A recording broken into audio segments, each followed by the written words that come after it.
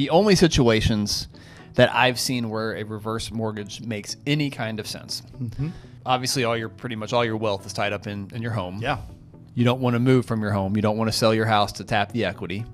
And you don't have any kids or you don't have any beneficiaries that you care about whether or not they get any type of an inheritance. Because when you do a reverse mortgage, the idea of a reverse mortgage obviously is the bank basically, you transfer ownership of your home to the bank and the bank pays you income per month. Mm-hmm. And the amount of income that they pay you is obviously relative to the amount of equity that you have in your home, right?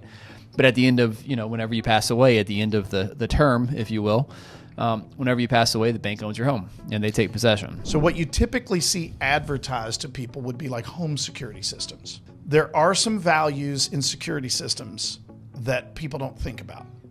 I talked to a guy several years ago who was doing security systems. We were at a networking event, and I told him, I said, I don't need a security system. I live in an area where everybody in my neighborhood is heavily armed. Trust me, you do not want to come into our neighborhood with bad attitude. Everybody has dogs. I got a German Shepherd. Trust me, I know about it. If a leaf blows down the street, I know about it at 3 a.m. And he said, yeah, but you know what? Can your dog warn you when you have a plumbing leak? I said, well, what? And he said, okay, so modern security systems actually have all kinds of features that can detect water leaks, electrical problems, fires, things like that. That's a little bit different. Mm-hmm. But there's a lot of features here that are available that people don't think about. So sometimes these are a good idea. The problem is you're sold, you really need this, and it's only this amount of money. Not if you want the features that are really good. It's going to be an extra expense. So just kind of be somewhat sophisticated as you go through learning about these to make sure that you're actually getting what you want and you're not overspending and getting something you don't really need.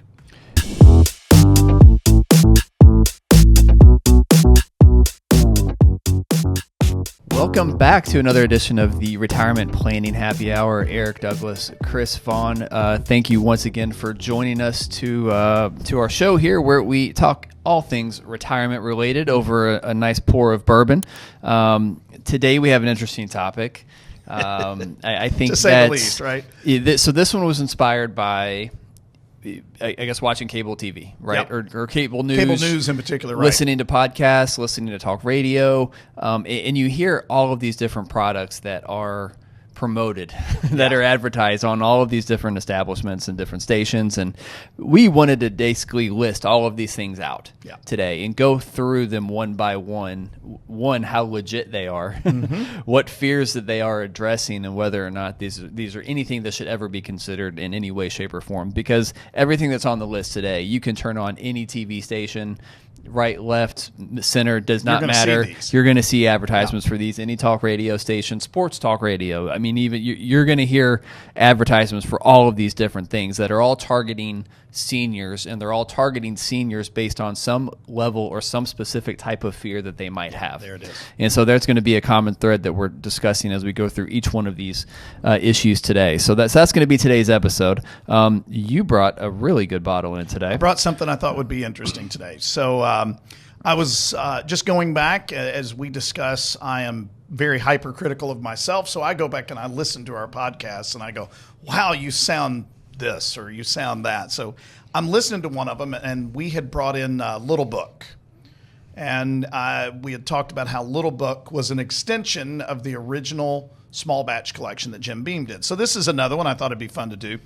Knob Creek, one of the original small batch bourbons from Jim Beam, has a lot of variations on it, some of which are so common you could get them at a gas station liquor store, some of which are unicorn territory, a little bit of everything.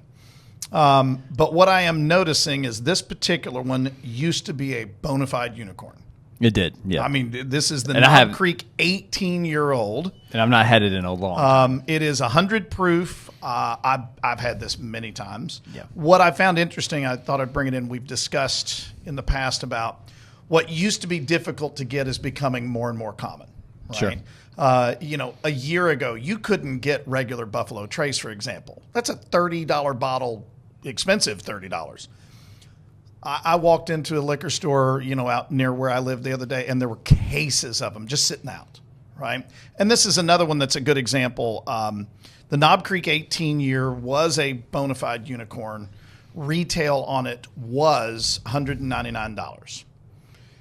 You were going to spend $500 on it, and you weren't going to find it. Now, I'm seeing it at pretty much any decent-sized liquor store. Any big box has got it. They've got it out on the shelf.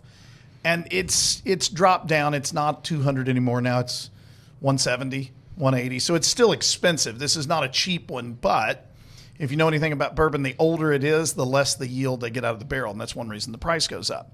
I will tell you before we start tasting this one that there is a younger Knob Creek that is even better than the 18. The 15-year is still unicorn territory. But the 18 no longer is, so that's why I thought that one would be fun. So that's what we're drinking today. Why would the 15-year be still labeled unicorn? Have you ever tasted the 15? I don't think I've had. So I've got a bottle of 12 at home Okay. right now, which is not unicorn status, but still very good. Yep. And that's another example. That one used to be hard to find. Now it's very common. Yeah. So I've got a bottle of that. I have not had 18 in years, and I just had a taste, and we'll do the review later, right? But I don't know. Honestly, I don't know if I've ever had 15. Because it's so hard to find. I guess, yeah. I have the 12, the 15, and the 18. I have all of them. I have put them side by side and tasted them. The 15 is markedly better. Yeah. Not a little bit. It is a lot better, and that's why it's so hard to find. So, all right, you ready to get started on fear?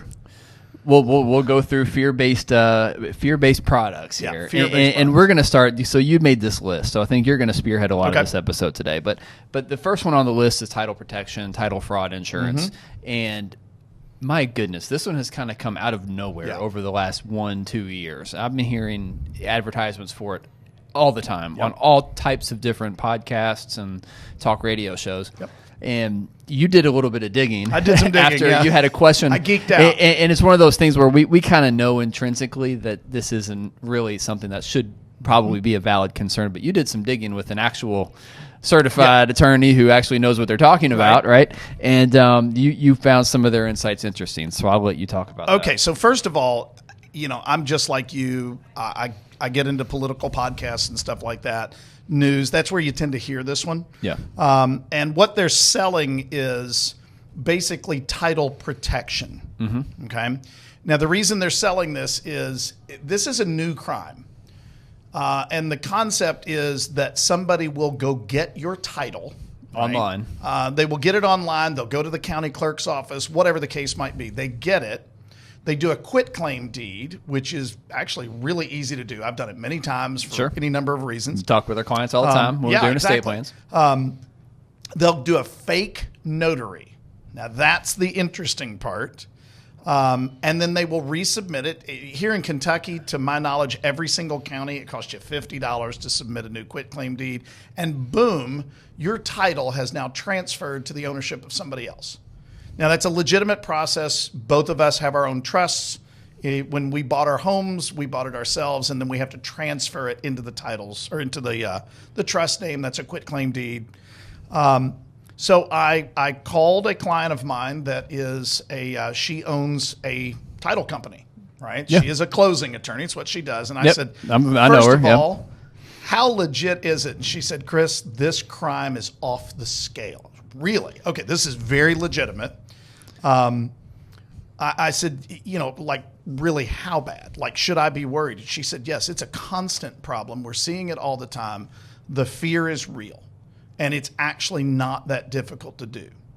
And I said, well, her name's Jessica. I said, well, Jessica, I'm not overly worried because where I live out in Shelby County, when I walk into the county clerk's office, there's a very good likelihood that the people standing there know me from church or whatever because it's a smaller community. You don't have that in Louisville. I said, so I'm not worried. And she said, you shouldn't be worried anyway. I said, why not? And she said, because you bought the correct title insurance. Okay, walk me through it, Jessica. And she said, well, here's the problem. The products that everybody is selling out there that you're hearing advertised as title protection, they actually do notify you when somebody tries to file a fraudulent quitclaim deed. Problem. that's all they do is notify you. There's no level of protection here. It's no different than an alarm going off, but the alarm doesn't stop the bad guy from getting in the house. It just makes a loud noise. Yeah. It's kind of the same concept. So I said, well, is there anything that you can do? And she said, yeah, you absolutely can. And she told me, in your case, you did it. I refinanced my house some time back. She said the title insurance that you buy when you do a refinance or when you purchase a house, the whole point there is that it goes back and it does a title search and it makes sure that the title that you're buying is clean, that there's no liens against it or somebody who can come back after you for something that's not your fault, right? I said, yeah, of course, that's standard. And you buy that from the title company where you do your closing. It's just kind of built in. Anybody who says, well, that's a waste of money, we're talking about a couple $100. It's a one-time expense. And if there's a problem with your title that's discovered 5, 10, 20 years down the road, can really save you. I said, okay, but that just covers the research. And she said, but you bought an enhanced policy. Now, that's a key phrase here, is enhanced. I said, okay, Jessica, walk me through that. And she said, the enhanced policy is the actual insurance against this kind of fraud. Right? I said, okay, fantastic. So I've already got that. She said, yeah, you don't need to worry at all. You are protected. You are insured. And it was a one-time expense. It's unlike, your auto insurance premiums where you have to pay them every month or every year ongoing. No, this is a one-time thing. So you'd be crazy not to get the enhanced title insurance. I said, okay, so is that something that I can get online? Is that something that I can respond to one of these ads? And she said, absolutely not. What they are selling is simply an alarm. What you should get is that enhanced title insurance, and the only place that you can get that is through a title company. You're talking a couple $300, one-time expense, and you're done for the life of your home, right? So that's the deep digging that I did.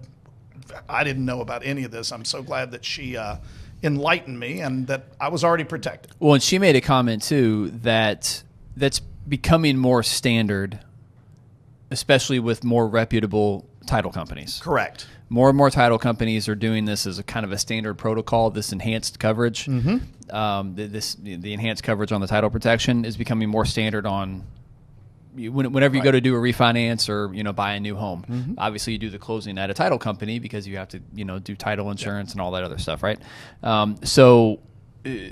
Most reputable title companies are going to start including this type of. They've been doing it. It sounds like. Yes, she said this is actually this type of insurance has been standard at her firm for 5 or 6 years now.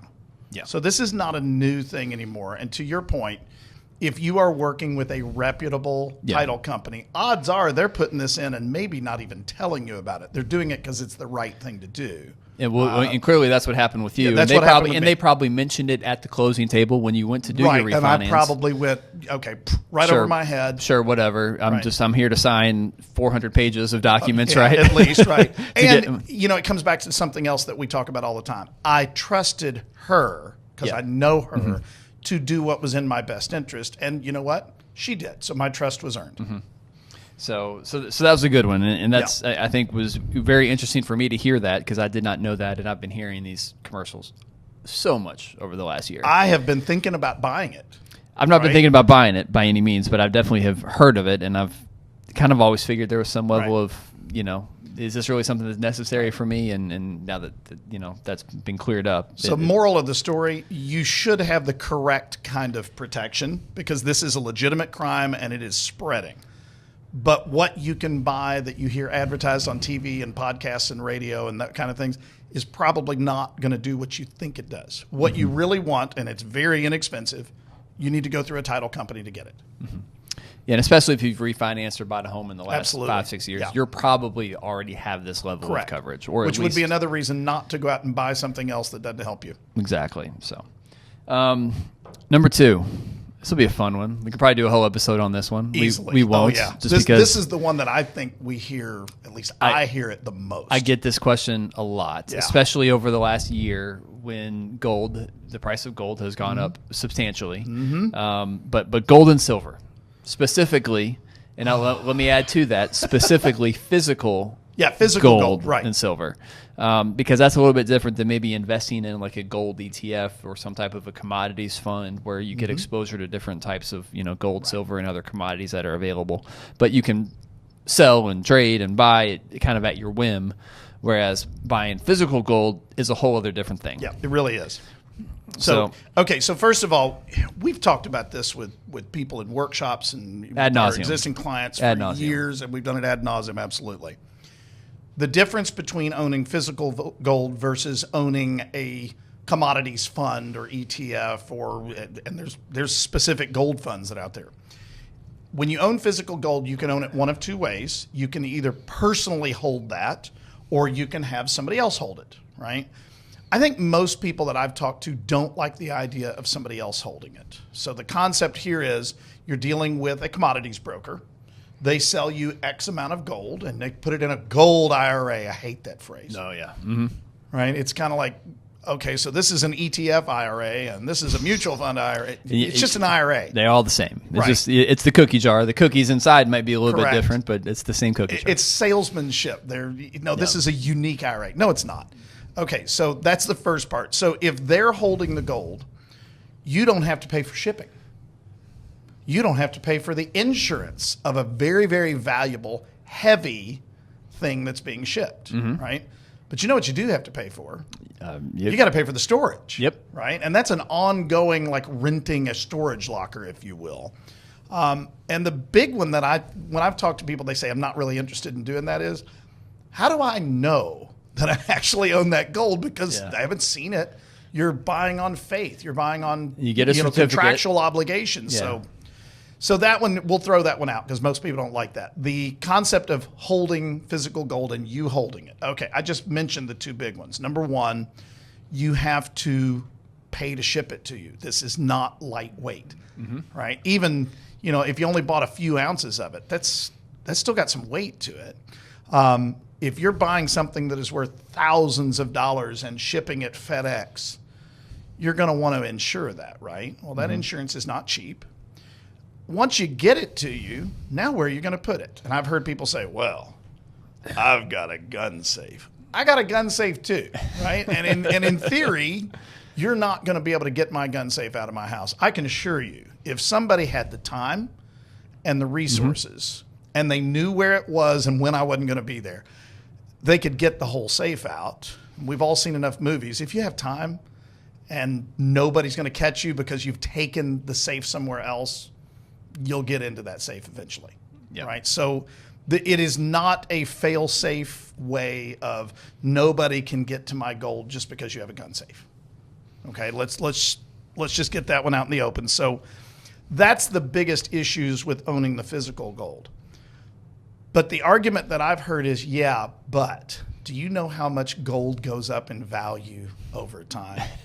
Well, I think you might be ready to tell us, Chris. Research. That would be fantastic. Because I geeked out on this. So, first of all, as of this morning, gold almost hit $4,400 an ounce. It's all-time high today as we're recording this. All right.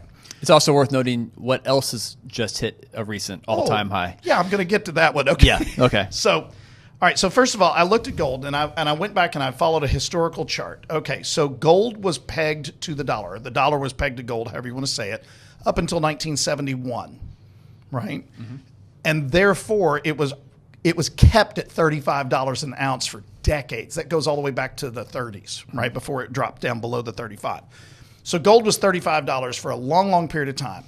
Then you take the dollar off the gold standard is what we call that. That was under Nixon.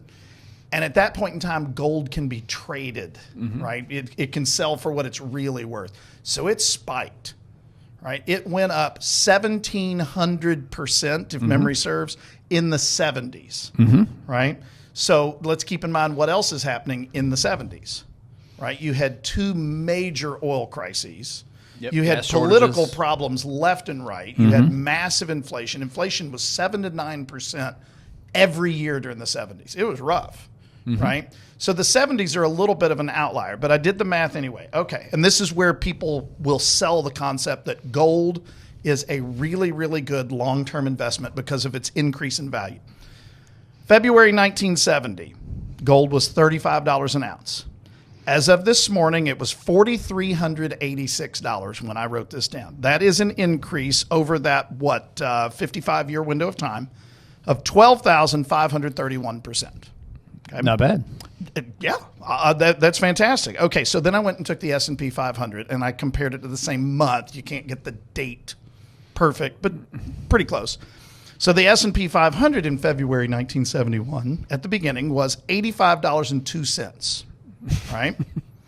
Which is stunning. As of this morning, it was $6,753. Yeah. An increase of 7,943%. So 2/3 of what gold did, right? So there's the selling point for why gold is such a great long-term investment. Okay. Well, you just gave me those Yeah, stats, and the first phrase that came to my mind, there's lies, damn lies, and statistics. Right? Okay, fair enough. Because you hear a stat like that, and you're like, oh, well, of course, I need to run into this asset buy gold class right now, yeah. But you're going to follow it up with some more stats. Okay, so the S&P 500 was depressed for most of the 70s because of the things that I was telling you about. Yeah. Keep in mind something else. In the 70s, most people were on defined benefit plans, not defined contribution plans. So let me translate that. Most people had pensions, not 401ks. That didn't really exist. Mm-hmm. But as that existed, plus you also got into where the individual investor could start buying individual stocks and bonds. Then the mutual funds came along, eventually leading into ETFs. So if you take the 1970s in, you are artificially talking about what the S&P 500 really can do. So I took the 70s out. I went up to June 1980. Now, June 1980, think about what was going on. The hostage situation in Iran. Mm-hmm. The Soviet Union was going to win the Cold War. It was rough. It was really, really bad. I'm old enough to, unfortunately, to remember a lot of that. Presidential election year. It was presidential election year. You had, Carter was the incumbent, and this Reagan cat was coming in, and it was crazy times, right? So gold in June of 1980 was selling for $662. Remember, it went from $35 to $662 because now it could be traded, and you found out its real value. Okay, so it had that big jump in those 10 years. 662 going up to 4,386 this morning. That is a 662% increase. Okay, interesting numbers how those worked out. 662% over that 45-year window of time. The S&P 500 was $111.24, going up to what it was as of this morning. That is a 6,071% increase. Mm-hmm. So if you take out the outlier, you said statistics is worse than damn lies, right? Yeah. If you tweak the statistics and you take out the outlier, because the 70s really were an outlier in many, many ways, then the S&P 500 dramatically outperforms gold if you give it enough time. Does it have bad years? Yes, it does. So does gold. Yep. Right? I mean, they both go up and down. Are we saying that gold is a bad investment? Absolutely not. That is not what we're saying, so please don't take that. But leaning into one particular class like that because it's a safe haven, right? Leaning into it because you think you're gonna make money. Leaning into it because I would like physical gold in my gun safe in case the world collapses. We're going to talk about prepping later on, right? Keeping it there because this is a barter tool, right? If the entire civilization melts down and we go back to something akin to the Middle Ages, I can buy and sell things with gold. I can buy and sell things with ammunition too. And I can also defend my gold, and I can hunt. And I can provide food. So I just think that that's a really flawed argument. I also enjoy the people that want to own the physical gold because of the scenario that you're describing, and we'll get to the prepper stuff too. But because of the scenario you're describing, we're basically talking about a collapse of civilization where you actually need physical gold. And I always ask, what do you plan to do with the physical gold? If what you think is going to happen actually happens, what is your plan with the physical gold? It's super heavy. Yeah. Do you have like a smelting plant where you can melt it, right? Are you going to melt it yourself? Right. Are you going to mold it into coins? how are you going to determine the value of that gold? The value of gold is only worth what someone is willing to pay you for it, right? That's right. So are you sure that everyone else is going to prescribe the same value to that gold as you are? And I've always replied with the same answer. Like, if you want to own physical gold, that's great. But in reality, what's going to be far more valuable in the situation that you're describing is to own a lot of ammunition. Ammunition. That's going to be, I'd rather own all the ammunition than all the gold. Because if I've got all the ammunition, I can go take your gold, right? Yes, exactly right. That's if I think it's even worth anything. But and you and I are not trying to be flippant when we say that. I'm very serious. In a true societal collapse, an anarchy situation, Antifa's coming for me and my stuff. Yeah. I cannot throw gold coins at them hard enough to actually do any damage or get a slingshot out. But you know what? A rifle has an incredible impact in that situation. So, and I no doubt people are going to be listening to this and going, "That's stupid. You shouldn't do that." Well, I've already got plenty of ammunition. Well, okay, good. Good for you. Good I'm all for it, right? But that's what's always interesting to me about the people that think they need to own physical gold. Yeah. Because they think it's going to matter to some degree in this collapse of civilization that theoretically is only going to be the only real reason for you to own physical gold ever. Now let's take that same concept though, and let's apply it to owning not physical gold. So talking about buying gold or commodities for that matter. And viewing it as an asset class or a piece of your portfolio. Right. So now you're talking about purchasing in an ETF or a mutual fund, and maybe it's just gold, maybe it's just silver. You were actually telling me before we started recording there's something going on with silver right now with people are selling it short. I was not aware of that at all. There's a difference in the spot price and the I don't know. I don't know. Rabbit hole right there. I just heard something about it, read an article about it. I'm not educated enough to talk about it. So what's going on with that? You know what? Gold and commodities in general as a part of a portfolio is probably a very good idea. That's solid. Owning physical gold is where I disagree. I don't own any physical gold. You can't steal it from me. I don't own it. But I do own some gold ETFs. It's also very illiquid. So yes, absolutely. If you want to go sell, if for any reasons you decide, the value of gold is decreasing, I want to get out of this investment. You got to find a buyer. You got to find a buyer, which means you got to find probably some type of a dealer who's going to take a little something off of the top.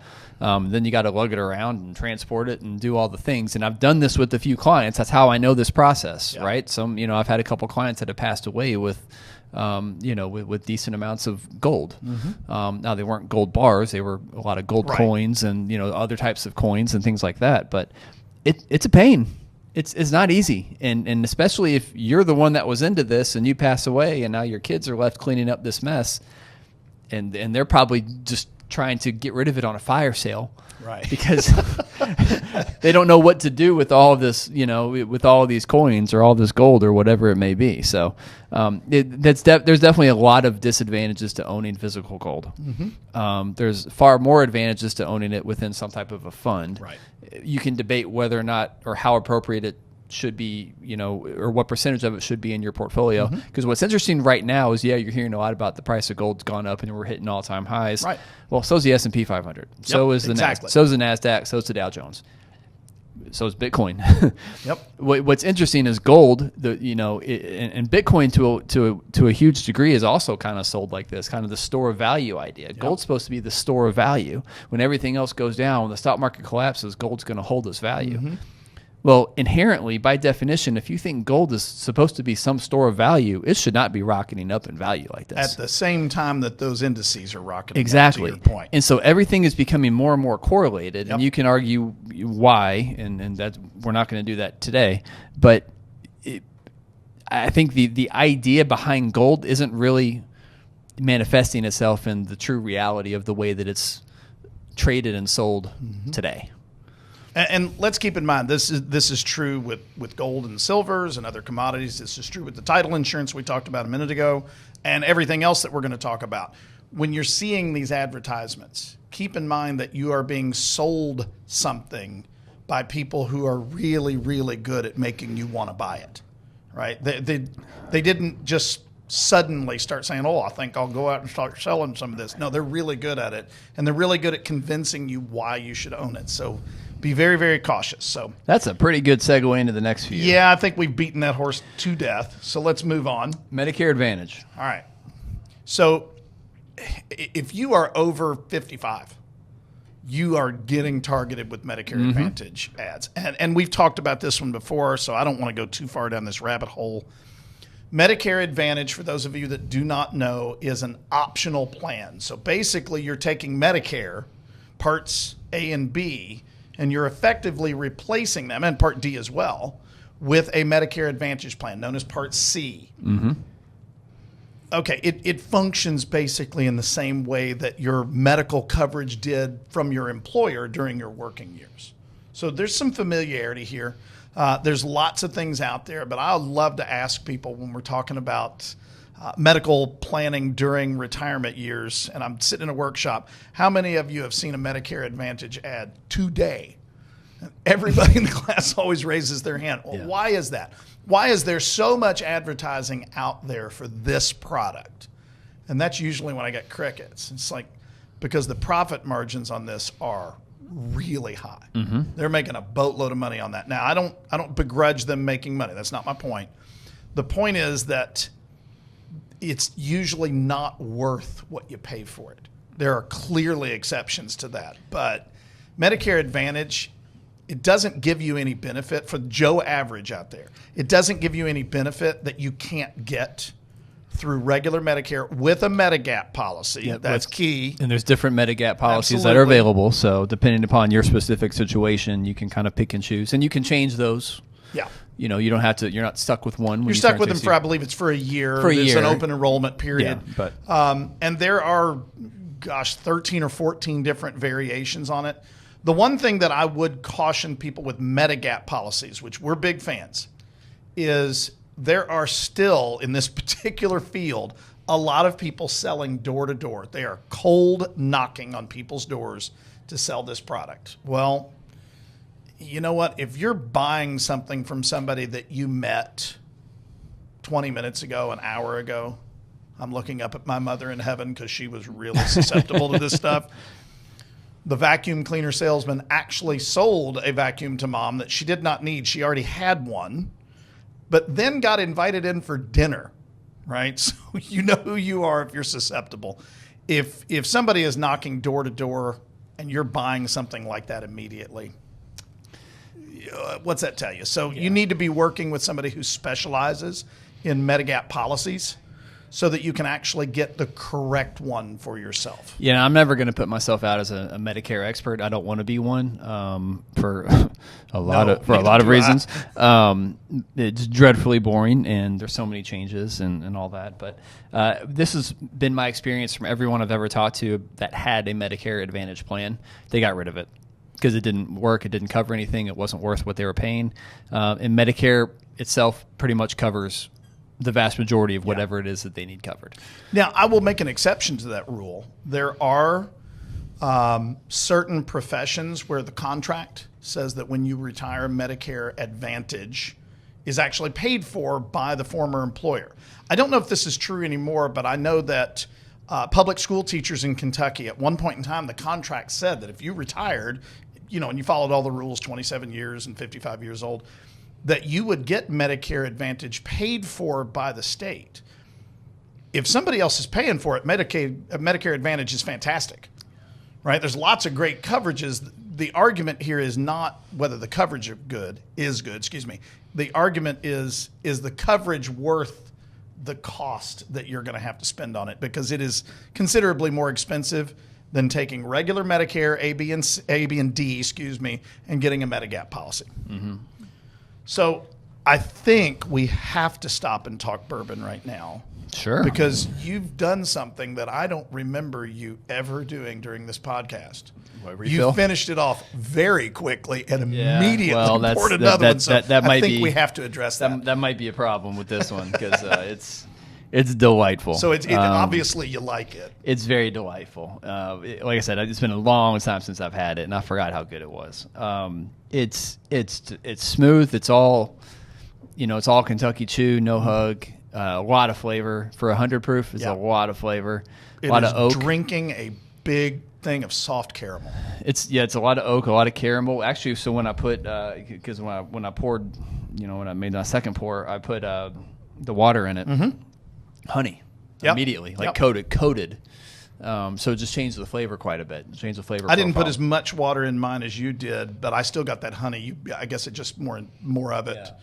Yeah. You said that it's very oaky, typical of a bourbon that is this old. 18, yeah, it's an 18. It's been sitting in an oak barrel. It's been in an oak barrel for a long time. That's actually one of the big complaints about older bourbons is when you get past that 12-year mark, the oak tends to get stronger and stronger and stronger. And you may like that, you may not. I do. Yeah. I had the privilege, just last night, I was at a bourbon party where there were some, let's just say, unique things. And I couldn't even tell you the brand. I was not familiar with the label, but we all had a little pour of it. I had a 21-year-old bourbon that was distilled in 1948 and bottled in 1969. So this was in a bottle before I was born, right? Oh, my goodness. I mean, this was a spiritual moment, right? But it was all oak. It was good, but it was absolutely all oak. This kind of gets a lot of the same thing. Yep. If I have a complaint about the 18, and this is where I personally like the 15 better, I like this better than the 12, it's almost too smooth. Well, it gets you in trouble. This is water smooth. Right? There's no bite, no burn. It's a big mouthful of caramel and maybe a little honey. It's smooth but flavorful, it's tough to it's a tough balance to get in the bourbon world. Whenever I think about that, what comes to mind immediately is Pappy. You drink Pappy, and I can almost chug that stuff. Yeah. It's delicious. So this is, I'm not necessarily putting it in the same vein as Pappy, but it's the same type of deal. But as far as the smoothness goes, it's just really smooth, but it's not sacrificing flavor. And this is not a wheated bourbon, which tends to be smoother. Correct. Right? This is a regular rye bourbon. But yeah, it's outstanding. Well done, Jim Beam. So I'm going to go ahead and take your lead, and I'm going to have another pour of that. The only reason I poured the second, because I don't have any meetings today, so it's anyway. So we're going to move into, we'll go through these next couple pretty quickly. So reverse mortgages. You hear a lot about reverse mortgages. I don't get a lot of questions about it because I think most people kind of identify this as something that's better. They're not as good as advertised. The only situations that I've seen where a reverse mortgage makes any kind of sense. Obviously, pretty much all your wealth is tied up in your home. Yeah. You don't want to move from your home. You don't want to sell your house to tap the equity. And you don't have any kids or you don't have any beneficiaries that you care about whether or not they get any type of an inheritance. Because when you do a reverse mortgage, the idea of a reverse mortgage obviously is the bank basically, essentially you transfer ownership of your home to the bank, and the bank pays you income per month. And the amount of income that they pay you is obviously relative to the amount of equity that you have in your home, right? But at the end of, whenever you pass away, at the end of the term, if you will, whenever you pass away, the bank owns your home and they take possession. That's exactly the concept behind a reverse mortgage. Now, I have found out recently that there are ways to do this where the bank doesn't actually possess the home upon your death, but you're not going to get anywhere close to as much of a payout. I don't personally understand how that works. To me, a reverse mortgage, it's exactly the way you were describing it. This is a last resort. We have failed to save enough, or we put so much into our home. Right. Yeah. We put everything into our home. We've lived longer than planned, and we have a longevity problem now. This is the backup plan, right? And that's the way it should be. I met with a couple many, many years ago when I first got into this business. And they said, yeah, we're interested in talking to you about being our financial planners. Great. So they invited me out to their home. Lovely, lovely homes out in Spencer County. Stunning the amount of things that they'd done to their home, beyond what their income suggested that they should be living like. So just in talking to them, that was their plan. He had been to some workshop or something somewhere, and the idea was, build up the value of your home and then intentionally do a reverse mortgage at retirement. I couldn't convince him. And I will tell you, living in Shelby County, he lived in Spencer County, we don't have a lot of Home Depots and we only have one Lowe's. So I have bumped into the same individual several times over the years at the Lowe's out in Shelby County. And he's out there buying more stuff for his house. Right? And it's like, okay, if you know anything about real estate, he is pricing his house above the other houses in his neighborhood. Yeah. Right? And this, make no mistake, this is a nice neighborhood. But he's pricing his house above them. So think about this. If you take a house that would normally sell for $1 million, right? If you dump that into a neighborhood where the high-end houses sell for $200,000, do you think you can still get $1 million for that house? Absolutely Of course not. not. The local neighborhood pulls the value down. The opposite works as well. If you take a $200,000 house and you dump it into a neighborhood where they sell for $1 million, you're going to get $400,000 out of it. Same concept applies. He's pricing himself out of the market. So at this point in time, all of the additional things he's doing to his house to add value, it's negligible. It's not doing anything. And you say, well, but I'm not trying to sell it to somebody. I'm trying to get the bank to do a reverse mortgage. If you think they're not going to do an appraisal, and if you don't think that appraisals are based upon what other houses in your area have sold for recently, you're very, very naive. That's just not how real estate works. Yeah. Number one rule of real estate is you never want to own the cheapest or the most expensive home right. in your neighborhood. That's right. That's kind of real estate 101. Long story short, reverse mortgages should always be a last resort. What's also worth noting too, the calculate, because a lot of people think the calculation is, okay, well, they're going to pay me, let's say, $3,000 a month. That's probably high, but let's say it's $3,000 a month, so I lose $3,000 in equity. It's never a 1-to-1 ratio like that. No. If they're paying you $3,000 a month, you're probably losing $3,500 at least in equity per month. So because there's fees built in, because they'll advertise, hey, no fees. Well, the fees are coming from your equity, right? That's right. So that's worth noting as well. So. Insurance services, I think specifically burial insurance. And we talked about this, I don't know, a week or two ago. Yeah, and we, we'll see clients, and we've seen kind of a run of clients here recently. We've mentioned it before, but it's amazing how they always come in runs like that. But it's interesting because you'll see clients that have a sizable net worth. Yeah. And they'll come in with a burial policy, as they call it. That's typically how they're sold. And it's worth $15,000, $20,000, and they're still paying premiums on it. It's like, why are you carrying a $15,000 burial policy when you've got over $500,000 in investments? Well, I don't want my kids to have to pay for my funeral. Well, just go prepay it. Right. Let's go back to what you just said a minute ago. Yeah. You got $500,000 in your brokerage account. I think we can kind of partition that a little bit. Yeah, I know it threw my wife off guard when we walked into her parents' house one day and we saw brochures for a cemetery, and so my wife was like, "Is there something you're not telling me? What's going on?" And come to find out, they paid their plots, so everything's been paid for. We're not going to have to cover that. Knock on wood, hopefully for a very long time, of course, right? But they went ahead and took care of it. You prepaid today, and probably saving a lot of money instead of having to pay for rates at 15, 20 years or however long it may take. Yep. So, now, I want to add something to this one that I think is unique compared to the other subjects we're talking about today. We talked about these are things that are typically sold on fear. But I think this one has another component to it, especially for baby boomers or for anybody who is older than baby boomers that are still around.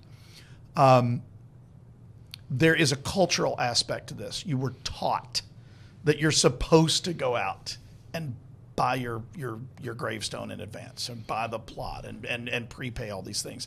And I think a lot of people, what they're doing is they're hearing, I was supposed to have done this when we were in our 30s.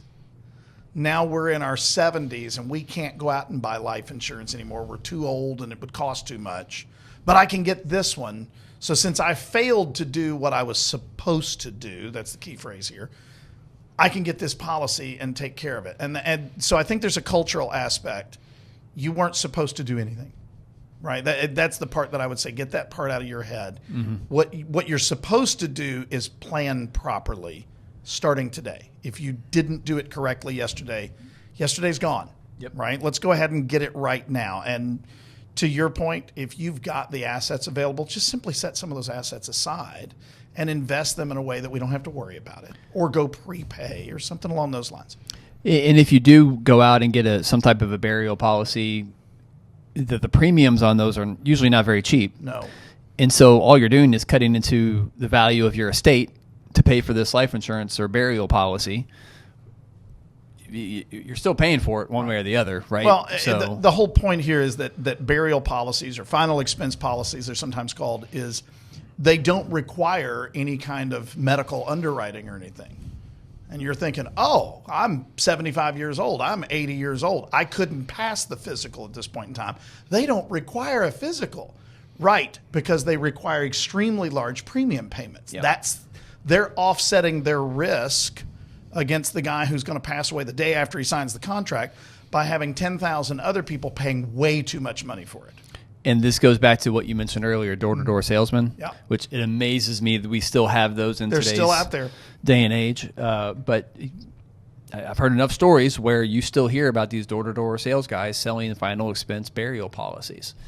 So something to be aware of. If you're getting anything, if you're buying anything from someone who's knocking on your door, just don't.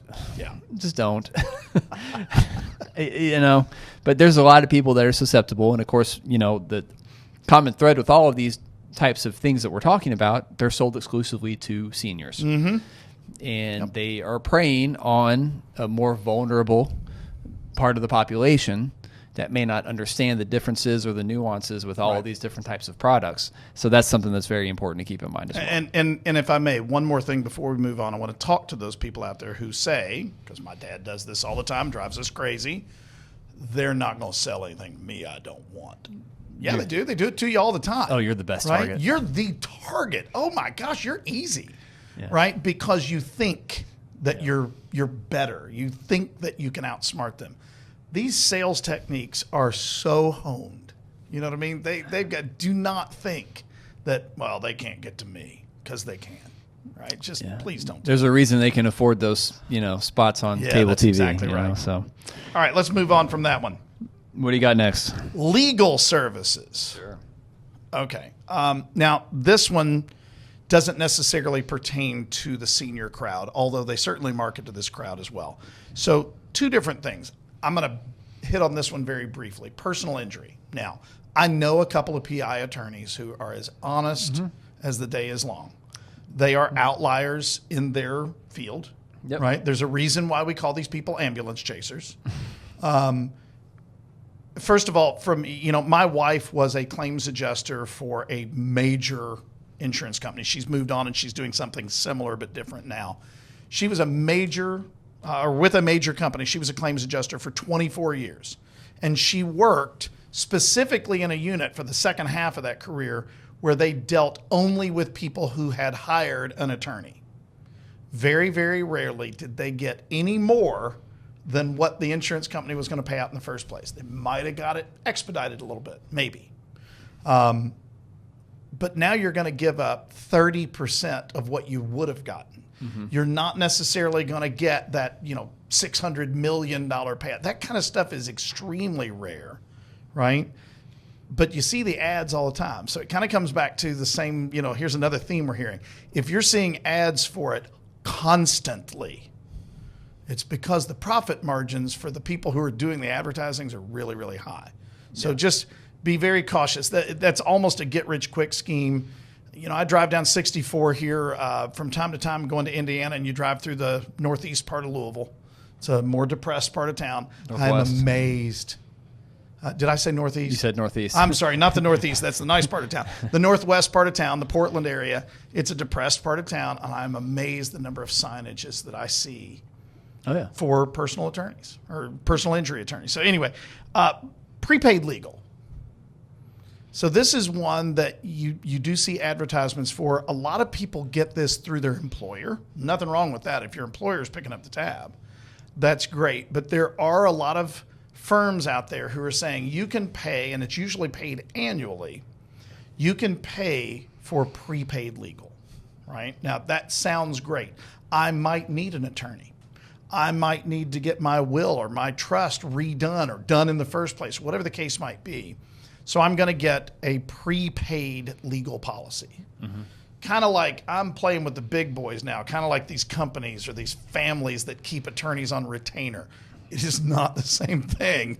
I'm not saying it's a bad thing, but it's not the same thing, right? So I actually did one of these several years ago because through my wife's employer, we had a prepaid legal plan. Do not try to say that 10 times fast. It's going to sound like you've had 6 or 7 of these. I had one of those, and we utilized it, right? We got our very first will done after we got married, and, we did all that kind of stuff, and it was fine. But what we needed was not complex. So when they took that policy away, and I saw one of these, and I was like, oh, this is interesting, I actually did it.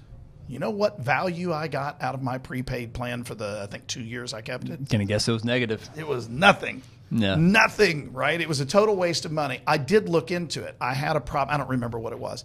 I had a problem with something where, okay, I need an attorney to tell this company to do whatever. I don't even remember the details. So we actually had a local attorney right here in Louisville that was assigned to us. I called him up and he said, we don't do that. What? Right? That's the reason I bought this. I was told specifically that this would be covered. Yeah, but we don't do that. Okay? Just keep in mind you're going to get what you pay for. They don't make a lot of money off these. They sell them to do it in bulk. Right? Yeah. And you know what? Okay, we'll do estate planning for you. Yeah, you're going to get a simple will. Is that what you really need? Well, the reality, too, is the number of people that truly need a lawyer for anything is really, really small. Yeah, it is. I mean, estate planning aside, and to your point, the estate planning services that you're getting through something like this are going to be very, very minimal. Rudimentary, right. Right. So the vast majority of people will never need a lawyer for pretty much anything in their life other than maybe doing a will. Right. So let's just keep that in mind. Attorneys are expensive. Yeah. An attorney friend of mine was explaining this to the other day that the going rate now for attorneys in Louisville, Kentucky, this is a very low cost of living area. The going rate per hour is now $650.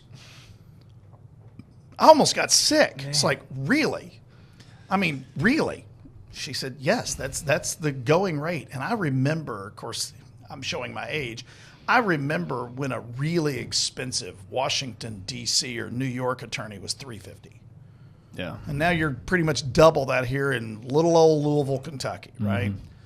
So even at those prices, you're probably still better off to pay hourly for the 1 hour of legal work that you'll need every decade than to pay for a prepaid legal service. And really what you're paying for is you're paying for 20 minutes of conversation, and then you're paying, the lawyer to hand that off to their paralegal. To actually do the paperwork. Yeah, that's exactly right. Anyway. So just kind of keep those in mind. You're not necessarily going to get what you pay for in this case. All right. So you got prepper gear. Last one. Security and prepper gear. I love this one. This is probably a good one to wrap up on. And this goes along the same lines as their gold and silver conversation and things that, and the reasons. Well, first of all, the reasons that anybody loads up on prepper gear is because they are being sold something based on fear. Oh, absolutely. They are afraid that something is going to happen, Correct. and essentially what they're afraid is going to happen is essentially the collapse of civilization. Yeah. Based upon who you talk to. I know there have been some shows on TV. They're kind of amusing to watch. I've watched a few episodes of them. Oh my gosh, I get addicted to them so fast. Yeah, these people that are just loading up on just everything. Like, wow, I didn't even know they made that. All that aside, it's got to be a miserable way to live. Just scared of everything that could possibly happen to you in life. But, actually, I wasn't thinking about it, but you're spot on. I know a couple of people who kinda get into prepping. And legitimately because they think that the world might come to an end. And it's like, gosh, what a horrible way to live. All right. Yeah. It just, that sounds horrible. Every now and then you'll hear a story about some billionaire that's like building some bunker that's, 10 stories deep into the ground. And it's like, why do you want to live underground for years if there was some type of a nuclear fallout? Like, what are you going to do in the bunker? That's a great point. I remember, of course, I was high school age during the Cold War, right? Yeah. And I remember when, certain movies came out, like The Day After was famous. I remember watching that on TV when that came out. And I remember my parents saying, I would not head for a bomb shelter. If there was a global thermonuclear war, by the way, if you've never seen War Games, Go back and watch that movie. Man. It's so awesome. Oh, that's a good one, yeah. All of a sudden, I feel like I want to go back and watch that now. But if you've ever thought about the world coming to an end and having to hide underground and all, I remember my dad saying, I would paint a bullseye on the top of my house if I thought it was coming. And that's like, I can't argue with that. I don't want to live like that. That sounds horrible. Take me to Jesus. Yeah, exactly. You know what? I'll be perfectly happy. Much happier then. So, you know what? There are some legitimate times for prepper gear. The one that I see the most on conservative podcasts, and I see it a lot. I don't know about the non-conservative, non-political ones, but it's buying food that is hermetically sealed or whatever, and this stuff is still going to be edible and tasty 50 years from now. Sure. Okay, I'm going to call BS on it's going to be tasty. It might be edible, it might be safe, but having been in the military, there is the infamous food known as the MRE, or the meals ready to eat. That's basically what you're buying. I have eaten thousands of them. Haven't enjoyed one of them. Right? Yeah. They're edible. They keep you alive. They sustain life, but they're not necessarily good. Right? And they've tried to improve them, and I'm sorry, it's still just not that good. It's salad, huh? Yeah. But you know what? There is a time and a place, and we were talking about this before we started recording. Okay, what happens if you live in, say, the Atlantic coast of Florida? And hurricanes are a very real thing. We're kind of on the back end of peak season for hurricanes right now. So if a Cat 5 hurricane hits right where you live and you didn't evacuate because you were an idiot or because it came in faster than what we thought. Or you heard about a really cool hurricane party going on. Yeah. Those are big. Okay. Yeah. Full disclosure, I've been to tornado parties before. And okay, so I'm one of those idiots. I can't throw everybody under the bus. But okay, so a major hurricane comes through your area, and for whatever reason, you're still there. You are in a survival mode. It's not like, we have tornadoes here, but if you have a tornado go through your neighborhood 2-3 blocks away, they're still functional. They can still get police and fire and EMS to you. Hurricanes are different because of the size, right? So it does make a little bit of sense to have some type of prepped gear, food, first aid, survival type things in your home for those types of things. For the people who live in earthquake prone areas, that, out on the West Coast, even, the New Madrid fault. San Andreas. The New Madrid, that's the one I'm thinking of. That's in Missouri, Tennessee, Kentucky border area. If that thing ever really kicks, we could be in a lot of trouble in this area. So it does make sense to have some of that. But man, some people just go off the deep end. But I think it's fair to say that's not what we're talking about. It's being prepared for a hurricane versus being prepared for the end of civilization is a little bit of a different thing. Comes back to that ammunition thing that we were talking about a little bit earlier. But you see the commercials. I hear them all the time. I see the ads. I hear the ads, and somebody's buying it because they keep putting the ads out. And it's just always interesting to me. Once again, the steps that you have to go through in your mind to get to where you were ever going to need those types of, security measures that have been put into place, we're talking about a total collapse of civilization. Yeah. The steps that you have to take in your mind to get to a place where you need physical gold and silver in your hands to survive, we're talking about just a mass casualty of everything, every norm. Everything that you know of. Everything in our civilization has to crumble. And you can say, there's third world countries that might already live like this, and maybe I wouldn't argue with you, but I mean, it's a total collapse of all of civilization. Right. And if you really think that that's going to happen, maybe I'm just not equipped for that. Yeah. And maybe I'm to the point I'm on the second half of life now. I just had a birthday. Yeah. Maybe I'm just not going to be as well equipped for that. But I want to enjoy my life today. Yeah. And the things that you have to sacrifice, the things that you have to give up in the forms of money and investments and life experiences in order to maybe fund all of these different fears that you might have about what could potentially happen in an absolute worst case scenario, you're sacrificing a lot. And you're having to live a certain way with a certain mindset that to me just seems very unhealthy and very unfun. Yeah. Not fun. You made the point a while ago Europe is a dumpster fire right now when it comes to policies and it's just utter stupidity. It's still functioning society. I was there for 2 weeks earlier this year, Exactly. and I had a very pleasant time. Exactly. Okay, so maybe it's a hot mess, but you know what? You said the word a minute ago. A total collapse. I've been to a third world country. I'm going back in April of next year on a mission trip. It's still a functioning society. It's got lots of problems, but it's still a functioning society. You don't necessarily have to prep for the end of the world to be ready for that. So, all right, I want to hit this one last one before we finish off today, and I think it's appropriate that we hit this one at the end, and that is security.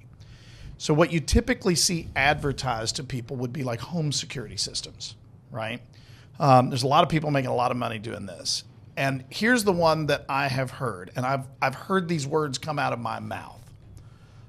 I don't need a home security system. I got a German Shepherd. Trust me, if there is a deer within 300 yards of our house, everybody knows about it because that dog is losing her ever-loving mind, right? So there's some truth to that. But one thing I do want to point out, there are some values in security systems that people don't think about. I talked to a guy several years ago who was doing security systems. We were at a networking event, and I told him, I said, I don't need a security system. I live in an area where everybody in my neighborhood is heavily armed. Trust me, you do not want to come into our neighborhood with bad attitude. Everybody has dogs. I got a German Shepherd. Trust me, I know about it. If a leaf blows down the street, I know about it at 3 a.m. And he said, yeah, but you know what? Can your dog warn you when you have a plumbing leak? I said, well, what? And he said, okay, so modern security systems actually have all kinds of features that can detect water leaks, electrical problems, fires, things like that. That's a little bit different, right? And where it really hit home, I was telling my sister about that, several years ago. And she said, you know what, that's probably a good idea, but I don't think that's the money that we want to spend right now. It wasn't 3 months later. They had a water pipe burst in their house underneath the sink. Oh. Yeah, I mean, I've had it happen too, but I was dealing with it at the time and I got the problem solved. They were out of town. So always when I've seen the video of the waterfall in their basement. Now, thank goodness their basement is unfinished, but there's a lot of things stored down there. Yeah. Those kinds of things. And these kinds of security systems, if you get the right ones and you buy the correct options, literally could have shut the water main off and minimized the damage. So this is one that I actually, as somebody who is I've dealt with a lot of security. Right, I'm on a security team at our church. I mean, I have in my phone right now access to all the cameras and everything, so I'm a little sensitive to this. And I normally think security systems are a waste. I want real human intelligence. I want a dog, that kind of stuff. But there's a lot of features here that are available that people don't think about. So sometimes these are a good idea. The problem is you're sold, you really need this, and it's only this amount of money.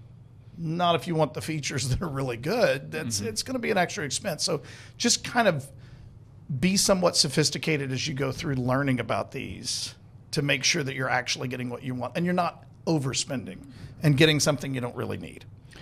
Once again, those are going to be sold based on fear. Not to say that there's no value there, but they are sold based on fear of someone coming in middle of the night and all that, fear for your safety and fear for the loss of money and fear of civilizational collapse. Correct. Yeah. All these different things are sold to you based on fear, and they're sold specifically to a more vulnerable part of the population. Yep. So that's what's important to note about any type of advertisement you see on TV.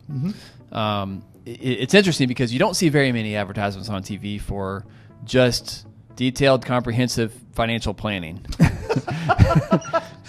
You don't see many ads on TV for, just a diversified, well-managed investment portfolio. You don't see many of those advertisements because, in the grand scheme of things, if you're doing it well, it's within reason and the profit margins aren't quite as high, right? So That's always interesting to me, the products that you see sold versus the products that are really good for you. Yeah. So It's a great way to look at it. So keep that in mind. So with all that being said, we're running up on an hour here, probably a pretty good time to shut it down for today. Thank you very much for joining us. If you have questions about anything that we talked about today on the podcast, please give us a call.